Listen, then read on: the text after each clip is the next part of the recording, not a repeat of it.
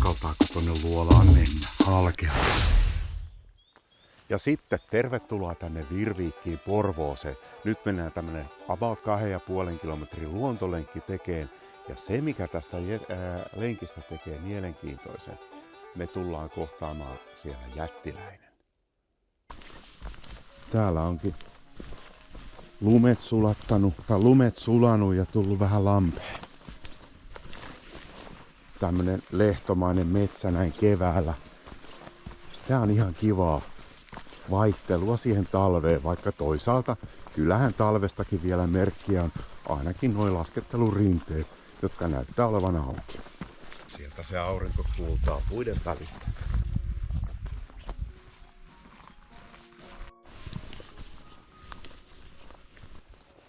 Toisinaan kun täällä näkyy noita vesilätäköitä, mitä oli tuossa aivan alussa. Nehän on tärkeitä sammakon kutemiselle, koska sammakot kutee näin keväällä kaikenlaisiin lammikoihin. Sitten mennään katsomaan tää paloaukean alue,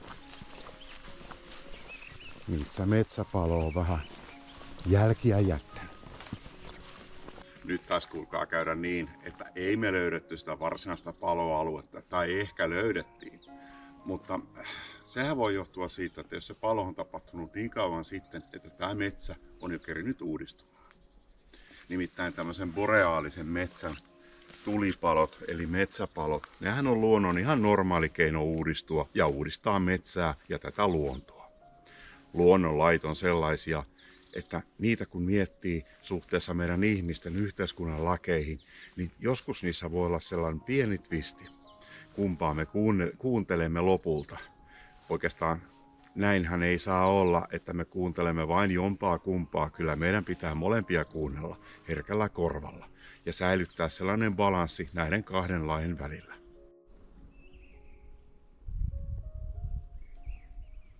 Paloaukean lenkki sitten hoidettu ja matka jatkuu.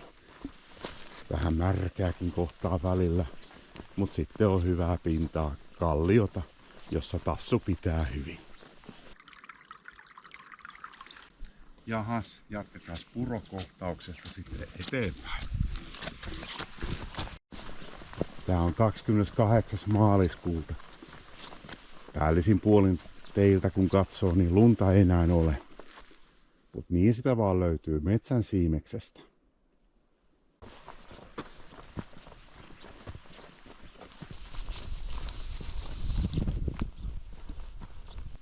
Sitten kalliolta alas. Näissä saa aina vähän varoa, jos on liukasta kalliopintaa ja siinä on tämmöistä irtonaista maa-aineesta ja kosteikkoa. Se voi olla alta liukas.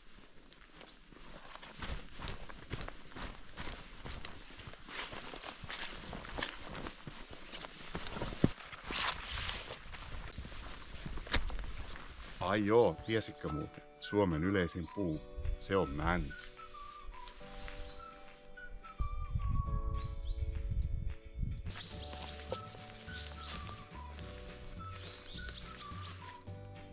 Vähän niin kuin tuulessa heiluisi.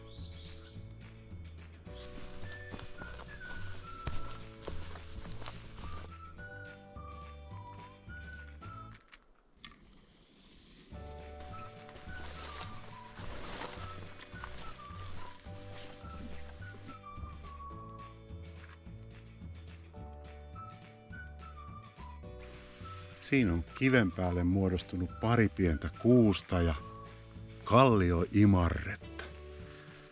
Tää kallioimarre, sehän on hauska kasvin maku elämyksenä. Jos et tiennyt, niin sen juuret maistuu lakritsilta. Ruotsin kielellä stensöötta.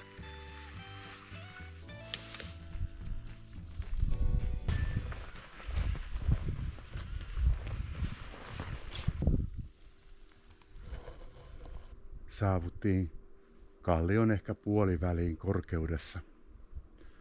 Tässä näkyy tämmöistä jääkauden muovaamaa maastoa. Ehkä sieltä 10-11 000 vuoden takaa. Tiedättekö mikä paikka tämä on?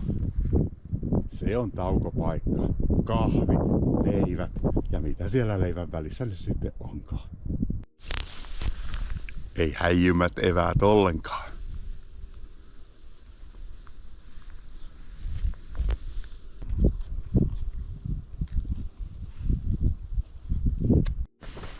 Kyllä se vaan kahvitauko aina hyvää tekee. Siinä on ennen kaikkea se fiilis. No siinäpä näkyy valtava kivilohkare. Voisi olettaa, että se on peruskallio, mutta ei. Kyllä se on ihan suuri, Virviikin jättiläinen niminen siirtolohkare, jonka jääkauden aika on tähän paikalleen tuonut ja siihen jättänyt. Näetkö sinä siinä kasvot? Nenän, silmät, suun ja hyrmeän ilmeen.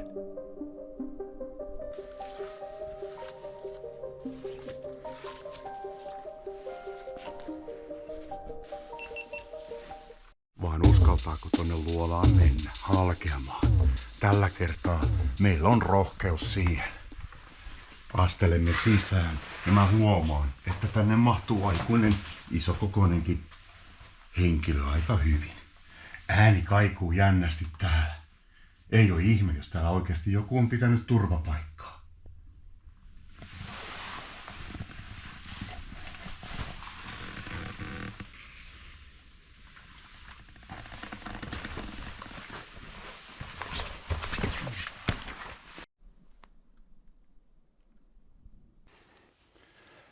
Tiettävästi täällä ei ole tämmöistä asutusta ollut, erakkoa tai sen sellaista. Tai kuka tietää, voi hyvinkin olla. Onhan nämä olleet tässä satoja ja tuhansia vuosia ihmisten ihmeteltävänä.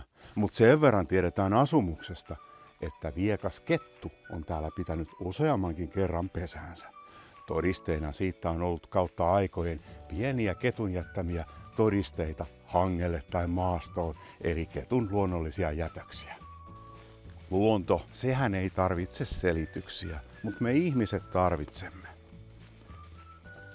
Ja kaikki täällä luonnossa, se näyttää niin kovin erilaiselta, kun pysähtyy.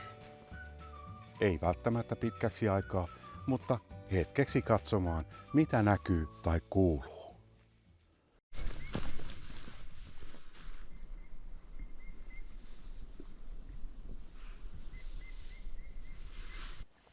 Mä luulen, että jos tämä paikka olisi jossain suurkaupungin läheisyydessä ulkomailla, tänne kohteeseen, tänne olisi varmasti jono.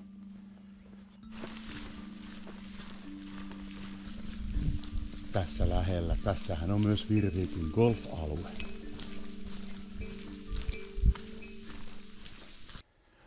Suomessahan on jokaisella oikeus liikkua luonnossa.